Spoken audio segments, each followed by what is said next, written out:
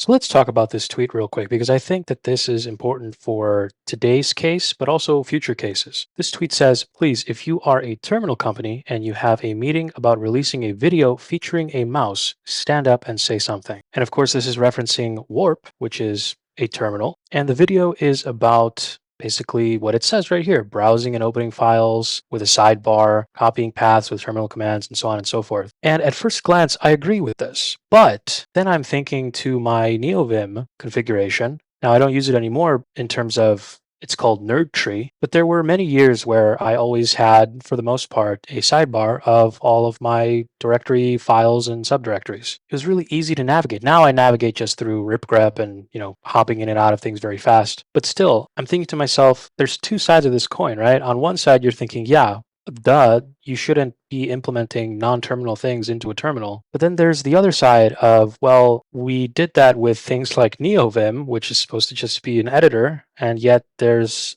an extremely popular plugin, many plugins in fact, that incorporate a file tree right there within NeoVim. So what is that true difference? Is it because it's still obviously navigatable through, Vim keybinds, and that disqualifies it from being as taboo as, this mouse moving abomination? Or is it something else? I think when people hear the word terminal, they think minimal, heavily modifiable, something that you can live in and customize. Ghosty is perfect as an example for this.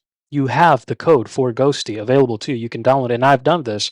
I've modified Ghosty so heavily. And yet, when a terminal company does something like this, where they inch forward towards being more and more like VS Code, it's the talk of the town. I mean, everyone's talking about this and quote tweeting it saying, oh God, let me out of this insane asylum of what's going on in today's atmosphere of AI and really allowing you to push any sort of feature, even features that your customers never really asked for. It's interesting because as a business, I understand what they're trying to do. They're trying to make Warp the consumer friendly terminal, as weird as that sounds. A terminal that, as I like to say, your mother could use, right? Someone who is not technically literate at all. You see, with Warp, all a user has to do is just install Warp and then start typing away. And obviously, you need a plan or whatever to use the AI agent, but that's it. You don't need to install Claude Code and, NPM, and you don't have to do codecs and log in with that or whatever. It's all right out of the box. You can start typing into the terminal in plain English, and it'll start doing things for you, right? I can just imagine my mom typing in, "Hey, organize all my pictures on my desktop,